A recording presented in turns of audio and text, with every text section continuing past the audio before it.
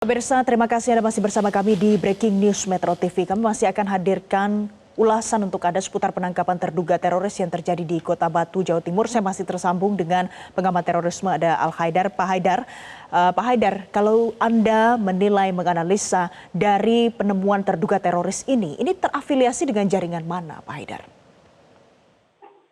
Iya, ini merupakan jaringan extended namanya, extended network ya. Jadi itu dulu jaringannya jaringan Jamaah Islamiyah yang kemudian berafiliasi kepada jaringan ISIS. Jadi sama seperti yang terjadi terhadap MIT atau Mujahidin Indonesia Timur di Poso. Jadi jaringannya jaringan extended namanya jaringan yang diperluas ya. Kalau Anda mengatakan ini extended, berarti jaringan Jamaah Islamiyah walaupun dinyatakan bubar, sudah bubar di banyak provinsi, berarti masih ada sebenarnya? Iya, karena proses pembubaran itulah kemungkinan membuat mereka itu kemudian menjadi linglung, apakah masih akan menggunakan nama lama atau nama baru, tapi tetap dalam jaringan lama. Jaringannya masih jaringan lama, tapi mereka sudah beralih afiliasinya kepada ISIS. Jadi tetap dengan menggunakan jaringan lama dari Jamaah Islamiyah hanya beralih afiliasinya dengan ISIS. Jadi menurut Anda pada saat Jamaah Islamiyah sudah bubar, sebenarnya ini memberikan dampak positif atau malah sebaliknya? Semakin banyak, semakin sporadis ada di mana-mana? Ini justru memberikan efek yang positif. Hanya saja memang munculnya efek positif ini terkadang membuat publik menjadi sedikit agak terganggu karena kemudian jaringan-jaringan ini menjadi muncul ke permukaan. Dan mereka semacam melakukan adjustment atau penyesuaian yang kemudian membuat mereka itu mudah dideteksi oleh pihak keamanan. Dan ini yang tapi Jamaah Islamiyah sendiri sebenarnya tidak berniat untuk melakukan serangan apapun lagi di Indonesia, Malaysia, Jepang dan Korea. Jadi ada jaringan di dalam negeri, ada jaringan di luar negeri. Kalau jaringan di luar negeri ini yang masih belum begitu banyak yang bisa kita teliti, karena memang segalanya menjadi terbatas kalau untuk melihat jaringan di luar negeri. Kalau seandainya berubah afiliasi dari yang sebelumnya Jamaah Islamiyah menjadi ISIS saat ini Anda katakan tadi. Jadi apakah ini juga akan mengubah orientasi para terduga teroris ini mungkin dengan tindakan-tindakan yang dilakukan di tengah masyarakatnya? Ya, akan seperti MIT, Mujahidin Indonesia Timur di Poso, Sulawesi Tengah. Dan biasanya afiliasi mereka yang kepada ISIS inilah yang justru membuat mereka menjadi lebih brutal dan biasanya menjadi lebih tidak awas atau menjadi lebih tidak cerdas. Artinya mereka biasanya menggunakan kemampuan-kemampuan yang terbatas dan tidak lagi didukung oleh keahlian-keahlian merakit bom yang bagus, begitu, seperti yang dimiliki oleh Jamaah Islamiyah. Nah, orang-orang Jamaah Islamiyah yang memiliki kemampuan untuk merakit bom yang bagus, itu kemudian tidak mau berpartisipasi dan tidak mau berafiliasi kepada ISIS. Nah, ini adalah satu hal yang positif yang bisa ditunjukkan dari hasil studi tentang jaringan terorisme ini. Baik, Pak Haidar, kalau di Indonesia biasanya ada tindakan terorisme, aksi terorisme, biasanya terafiliasi antara Jamaah Islamiyah atau Jamaah Ansarud Daulah. Nah, sejauh ini dengan sudah dibubarkannya Jamaah Islamiyah dan kemudian Anda mengatakan ini menjadi sebuah satuan extended seperti itu, ini sebenarnya menjadi lebih berbahaya atau ini bagaimana dia punya kiblatnya ke arah mana? Apakah ke ISIS semuanya? Ya, ke ISIS semuanya. Dan ini menjadi tidak lebih berbahaya. Justru akan dipisahkan orang-orang yang memiliki kemampuan merakit bom yang high explosive yang dimiliki oleh JI. Itu kemudian karena mereka tidak mau berafiliasi kepada JAD atau Jamaah Ansarud Daulah yang berafiliasi kepada ISIS, itu mereka tidak mau bergabung ke situ. Itu justru membuat proses pembubaran Jamaah Islamiyah ini dipandang sebagai sebuah proses yang positif. Dan bagi mereka-mereka yang kemudian masih mau karena JI sudah dibubarkan, mereka ingin bergabung kemudian dengan JAD, itu biasanya hanya kader-kader terakhir saja yang tidak mendapatkan pendidikan pelatihan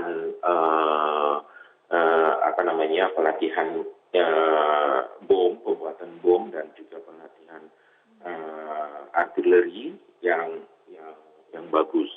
Jadi saya kira ini menjadi lebih tidak berbahaya. Hanya saja nanti mungkin polisi akan mengembangkan jaringan extended ini untuk kemudian ditangkap.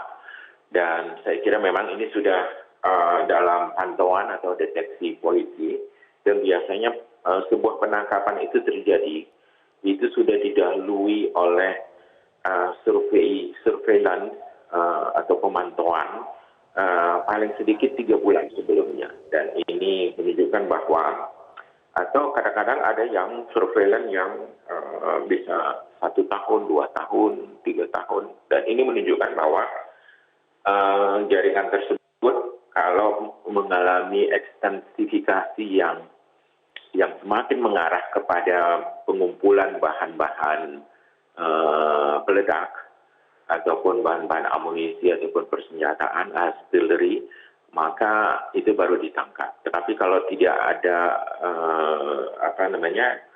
ekstensifikasi ke arah pengumpulan bahan-bahan peledak, maka mereka akan cenderung diabaikan saja karena dianggap sebagai hanya orang yang menyatakan keberpihakan tapi tidak berbahaya. Baik, jadi itu alasannya mengapa kalau seandainya kader-kader Jamaah Islamiyah yang kemudian sudah tidak punya lagi naungan Jamaah Islamiyahnya menjadi terpencar dan bisa jadi pilihan terakhirnya adalah bergabung ke JAD. Pak Haidar, saya masih akan menanyakan pertanyaan lebih lanjut lagi kepada Anda, tapi kita akan tersambung lagi bersama Wahyu Tiar di lokasi. Wahyu, bagaimana perkembangan terkini di sana, Wahyu? Ya, baru saja sekitar 10 menit yang lalu, tim Gegana sudah mengevakuasi barang yang diduga sebagai bom dari rumah terduga pelaku. Saat ini pihak kepolisian masih melakukan koordinasi.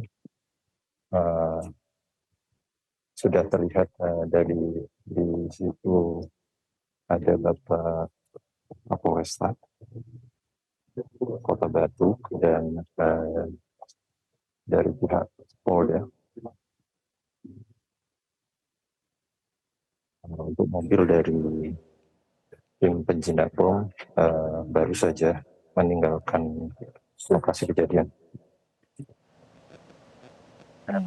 Wahyu, selain ada Kapolresta di sana, tim mana saja yang ada di lokasi saat ini? Siap. Enggak. Ya, kami di sini melihat dari Kabid Humas juga dan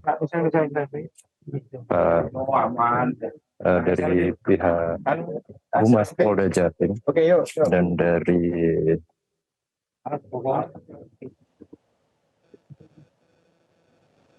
pihak Brimob sudah berada di lokasi, para petingginya. Dan saat ini pihak dari lapor sudah memasuki lokasi untuk melakukan identifikasi dan pencarian barang bukti yang nantinya dapat menguatkan siapa dan dengan apa terduga pelaku ini terafiliasi. Setelah ada tim tambahan yang datang ke sana, apa tindakan dan penanganan yang dilakukan di rumah terduga teroris ini, Wahyu? Ya, saat ini kami masih menunggu konfirmasi resmi dari pihak kepolisian yang pasti sekitar 6 hingga 7 orang dari tim lapor baru saja masuk ke rumah terduga pelaku untuk melakukan identifikasi. Ya, tim dari Rapol ada di grup baru saja ada di masuk. grup orang. Sementara untuk beberapa petinggi Polri, Polres Kota Batu, Brimob, Polda Jatim, dan dari Humas Polda Jatim juga sudah merapat mendekat ke depan rumah terduga pelaku. Baik, Wahyu Tiar, terima kasih. Nanti kami akan update lagi perkembangan terkini langsung pada Anda di Batu, Jawa Timur. Saya akan kembali ke Pak Haidar, pemirsa. Pak Haidar, kalau kita lihat saat ini sudah ada ditangkap informasi terakhirnya ya, terduga teroris ini sudah ditangkap oleh pihak kepolisian. Kemudian rumahnya sudah dilakukan penyisiran saat ini dan ditemukan mungkin ada beberapa material yang bisa meledak. Ini kalau sudah seperti ini kondisinya, langkah apa lagi yang harus dilakukan oleh Densus 88, Pak Haidar? Ya, biasanya polisi dimanapun di seluruh dunia itu akan mengembangkan jaringan tersebut, akan mencari tahu kemana pihak-pihak pendukung ataupun support atau penyedia pemasok bahan-bahan tersebut, dan kemudian dengan siapa saja dia berkomunikasi, dan kemudian apakah ada perencanaan berikutnya yang akan dilakukan. Tapi setahu saya, orang-orang jamaah Islamiyah yang lama itu tidak lagi berniat untuk melakukan serangan. Dan biasanya kalau ada orang yang jamaah Islamiyah yang ditangkap itu biasanya ada kecenderungan dia sudah mengumpulkan bahan-bahan boleh dikatakan bom foraging namanya. Bom foraging ini atau pengumpulan bahan-bahan bom itu yang akan mereka buat ledakan ataupun serangan. Jadi kalau itu sudah ada gejala seperti itu baru ditangkap oleh polisi. Jadi saya kira memang polisi di Indonesia masih sangat baik dan toleran terhadap mereka, dan ini menunjukkan bahwa ada sisi manusiawi yang memang sangat bagus ya. Jadi saya kira tidak akan ada terjadi serangan yang membabi buta, yang serampangan, dan tetap menjadi serangan yang terpilih. Pak Haidar, tapi pada saat di rumah terduga teroris ini ditemukan bom, jika memang benar adalah bom, apakah bukan berarti ada potensi bom ini akan digunakan untuk tindakan aksi kekerasan di kalangan masyarakat? Ya, belum tentu juga. Kadang-kadang mereka untuk pelatihan ya, belum tentu untuk serangan. Oke, walaupun kita tahu mantan pemimpin Jamaah Islamiyah sempat mengatakan berjanji tidak lagi melakukan jalan kekerasan, tapi apakah mungkin pengikut lain yang ada di Jamaah Islamiyah ini mau mendengarkan apa kata mantan pemimpinnya atau malah mengabaikan karena sekarang sudah berubah afiliasi? Ya, kalau mereka tetap di Jamaah Islamiyah, mereka akan tetap untuk mendengar perintah dari pimpinannya, yaitu para Wijayanto dan Zulkarnain. Tapi kalau mereka sudah berubah afiliasi, maka mereka tidak lagi mau mendengarkan perintah tersebut, gitu, komando tersebut. Jadi sudah tidak berlaku lagi buat mereka komando-komando lama itu. Oh begitu ya, jadi sudah tidak berlaku lagi komando-komando lama. Pak Haidar, kalau dari pengamatan Anda, sebenarnya sejauh ini pemetaan daerah rawan teroris di Indonesia itu seperti apa? Apakah karena ditemukan di Batu, maka di sini jauh lebih berbahaya, atau sebenarnya bagaimana? Iya, itu masih merupakan daerah yang sangat vulnerable ya, artinya daerah di mana mereka merasa nyaman, di mana mereka bisa bersembunyi, dan itu daerah-daerah yang boleh dikatakan buffer zone ya.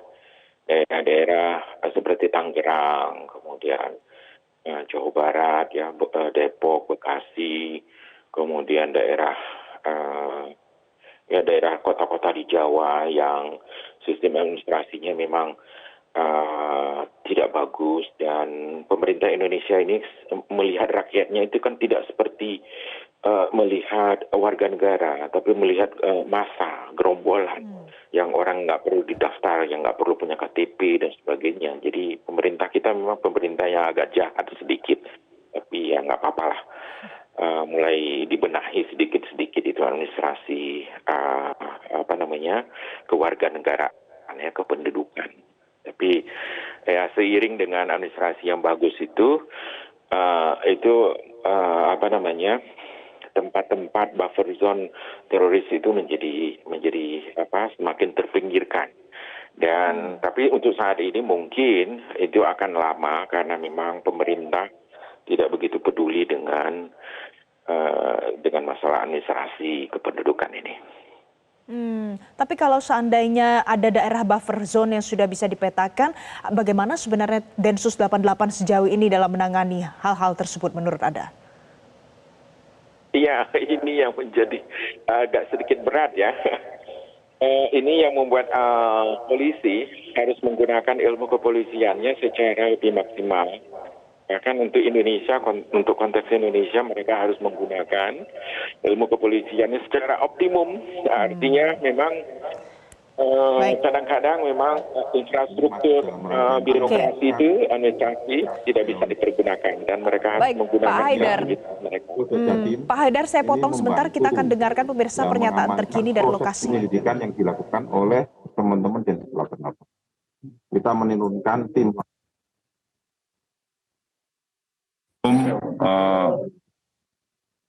Satbrimob Polda Jatim.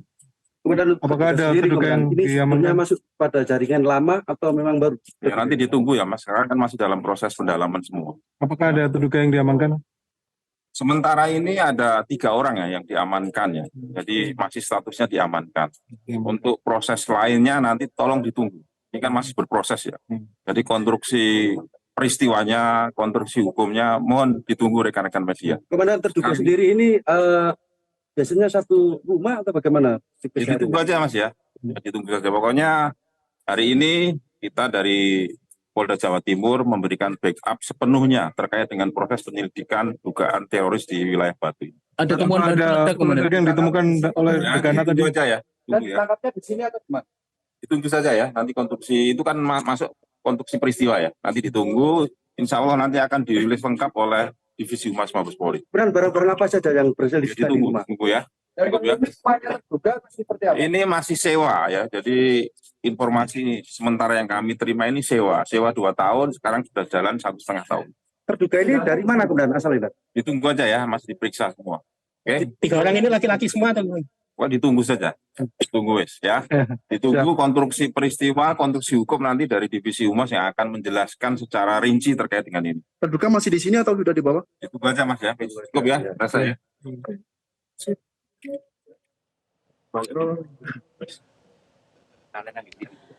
Jadi pemirsa, yang baru saja Anda simak, ini adalah pernyataan terkini yang disampaikan oleh pihak kepolisian di lokasi tempat ditangkapnya terduga teroris di Kota Batu, Jawa Timur. Disampaikan tadi ada 3 orang yang mungkin ditangkap oleh pihak kepolisian. Dan ini informasi terkininya adalah rumah ini merupakan rumah sewa. Kita akan kembali lagi ke pengamat terorisme, ada Pak Haidar. Pak Haidar, kalau dari pernyataan yang disampaikan oleh polisi ini, bahkan ini menggunakan rumah sewa, apakah memang modus seperti ini sudah lumrah saja digunakan? Sudah pasti digunakan rumah sewa untuk melakukan tindakan seperti ini, menyiapkan bom misalnya? Ya, memang rumah sewa.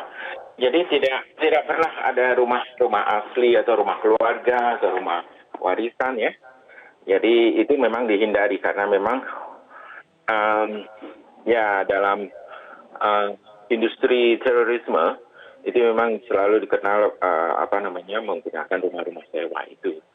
Jadi tidak pernah menggunakan rumah-rumah sendiri, rumah jamaah ya, atau rumah atau rumah orang tua mereka, karena itu dilarang di dalam SOP mereka. Jadi harus sewa. Mobil juga begitu, harus sewa atau harus beli yang lain gitu.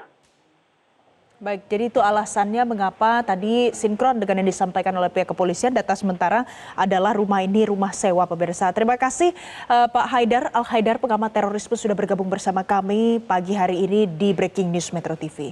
Jelajahi cara baru mendapatkan informasi. Download Metro TV Extend sekarang.